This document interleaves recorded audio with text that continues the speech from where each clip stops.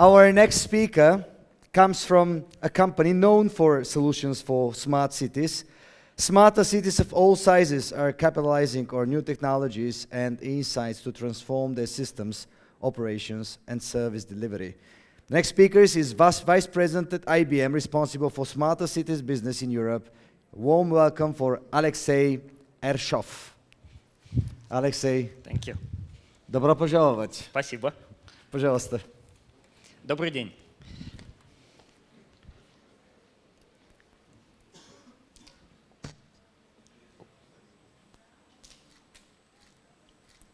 So you will see that I'll be talking about smarter cities rather than smart, because smart implies a destination which could be reached, whereas cities are becoming smarter.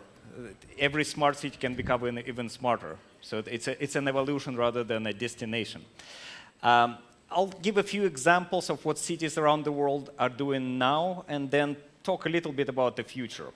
However, let me start with an app. It should be an app for everything now, so we created an app for the city mayors.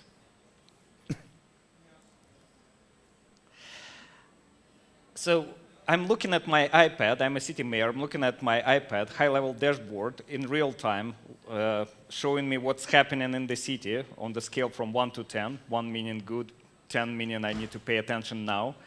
So I can look at transportation, traffic, park lots, bikes at the station, bus arrival time, all in real time. I can go back and look at the map at each of the bike station and click on each one of them and see what's happening at each one of them. I can then look at the water management system, network efficiency, and all of the metrics related to water, all in real time. I can look at what has been happening in crime and emergency. I can look at what people have been complaining about. Again, look at the map summarized by the area of the city, what people have been complaining about. We can analyze social media, Twitter and Facebook, see what people's opinion have been about schools, hospitals, work of the police, public events, tourism, and how it has been changing over time, whether sentiment is positive or negative or neutral.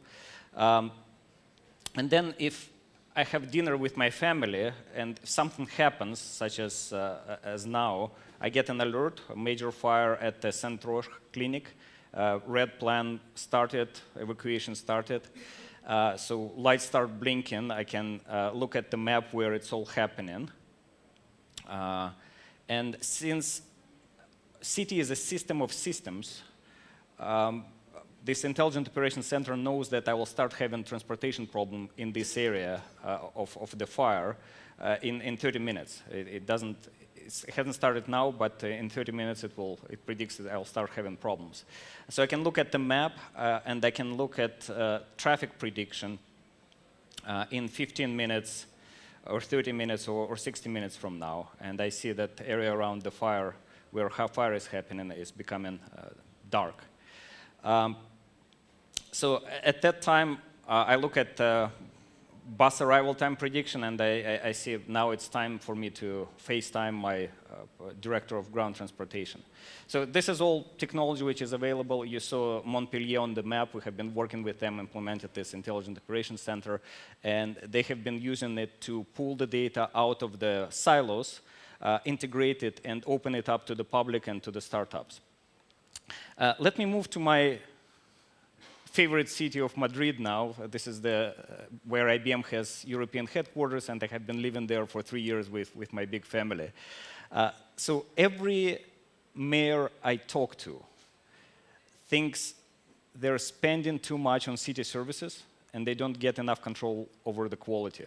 So Madrid decided to do something about it, and we have helped them implement this Mint platform, Madrid Inteligente, which means Smarter Madrid.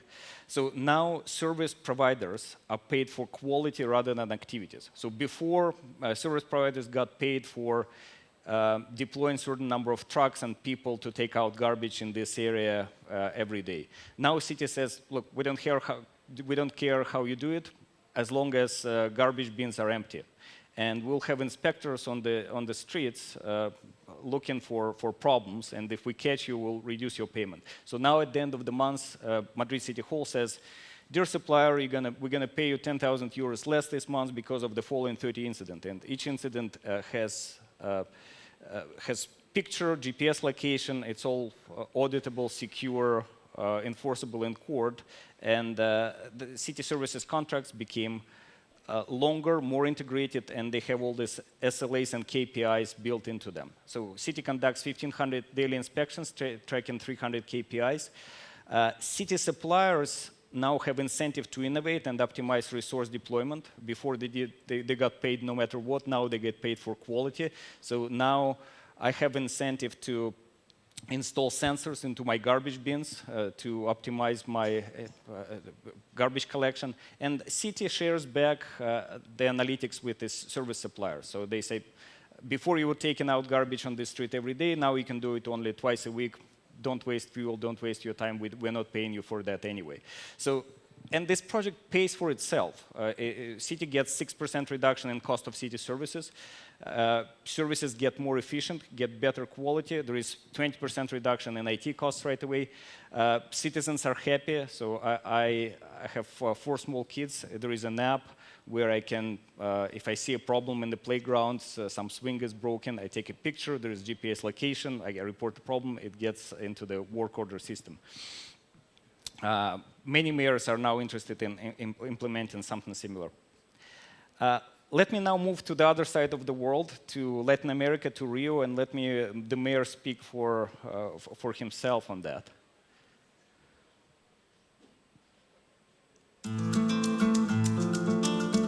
Bom dia, Rio de Janeiro. Mais belo dia na cidade. O trânsito está livre, o sol brilhando e não existe previsão de chuva para hoje. Choveu muito. O Rio não está preparado. One day we had a big flood. I was in office like for 1 year. I woke up real early with water everywhere, and I said, okay, I'm gonna start calling the radios and the TVs and telling people not to go to work today. Imagine you're taking care of a city with 6 million people. I cannot be looking at the city every day, all the time. Then was the time that we said, okay, we gotta get people together. We gotta get people 24 hours a day. We gotta have a special system, to do the forecast to see, is there gonna be big rain? Is there going to be a big flood? We needed somewhere there would be someone taking care of the city, watching the city.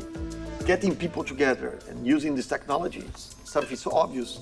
Every day you discover something new to do with this Centro de Operações in a better way than you did before. I start wondering, how did the former mayors of Rio run the city without a place like that? I think we're becoming much smarter. This is real science.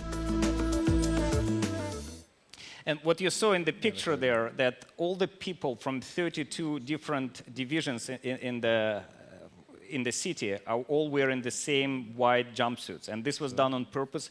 When they work in the city, they don't belong to their division, they belong to this center of operations. It's very important. Let me now move to the other side of the globe, to Asia. Bandung is the capital of Indonesia's West Java province, little town, 2.5 million people. They elected a new mayor in 2013, Ridwan Kamil, who is a young, charismatic leader. He has 1.33 million followers on the Twitter.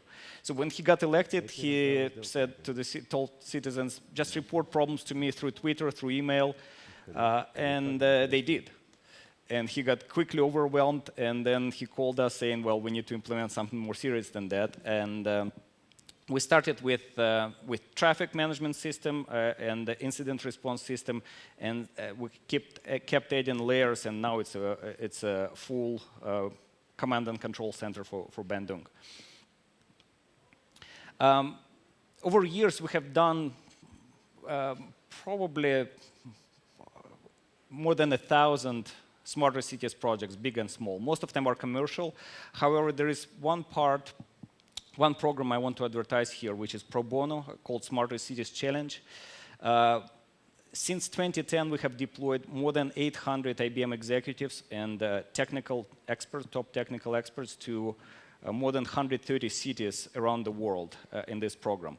So every picture you see here is the city where we deployed a team to work with the mayor and the government for 3 weeks on the ground, plus a lot of work before and a lot of work after, on a particular problem. I've been on 2 such engagements, one in Vietnam, Ho Chi Minh City, another one in Reno, Nevada in US.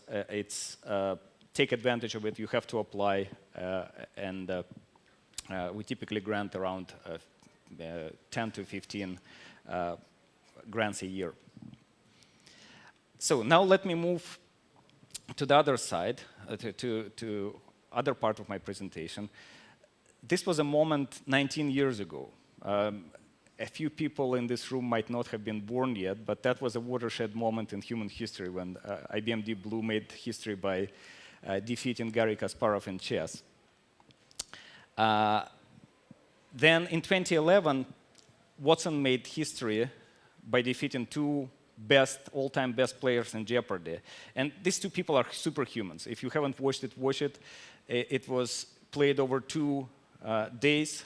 It was very clear from the beginning that Watson is in the same league as these 2 superhumans, but until very last moment, it wasn't clear that it's going to win. So let me roll the last minute of the competition there. This person is appointed by a testator to carry out the directions and requests in his will. Watson. What is executor? Right. Same category, 1600. Answer, very double. That was the moment when I knew it's over. Our 3 players have made their wagers. The category is 19th century novelists, and here is the clue. William Wilkinson's An Account of the Principalities of Wallachia and Moldavia inspired this author's most famous novel. You came up with what? Who is Bram Stoker? You are correct. Over to Ken Jennings now, and we find who is Stoker. I, for one, welcome our new computer overlord. Now we come to Watson. Who is Bram Stoker? And the wager? Hello, 17,973, and a 2-day total of 77,147.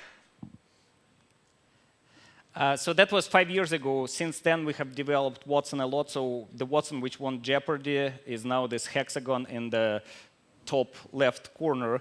By the end of the year, we'll have about 50 APIs. Make no mistake, we're betting our company on this technology. Hello, Kent Jennings. I haven't seen you since that TV quiz show. Hello, Watson. You can see now? I can recognize people, analyze images, and watch movies. Well, I wrote a few books. I did a speaking tour. I've been helping people plan for retirement, and I help doctors identify cancer treatments. Is that all? I've recently learned Japanese. Yeah, I was being sarcastic. I haven't learned sarcasm yet. I can help with that. So we have applied Watson in many different fields, from medical field where it now helps doctors diagnose cancer, help doctors match patients to the clinical trials. There is a cognitive cooking book with Chef Watson. You can buy it for $20, or you can have an app. There is a Watson-powered robot at Hilton's. And I like this quote from the founding editor of Wired magazine. Business plans of the next 10,000 startups are very clear. Take something and add artificial intelligence to it. However, some things are still better left to the humans. Let me conclude with that. Bob Dylan, to improve my language skills, I've read all your lyrics. You've read all of my lyrics. I can read 800 million pages per second. That's fast. My analysis shows your major themes are that time passes and love fades. Well, that sounds about right. I have never known love. Maybe we should write a song together. I can sing. You can sing? Doobie-bop, bee-bop-a-doo. Doobie-doobie-doo. Do, doobie-doo. Thank you. Thank you. That's a great presentation. Thank you so much.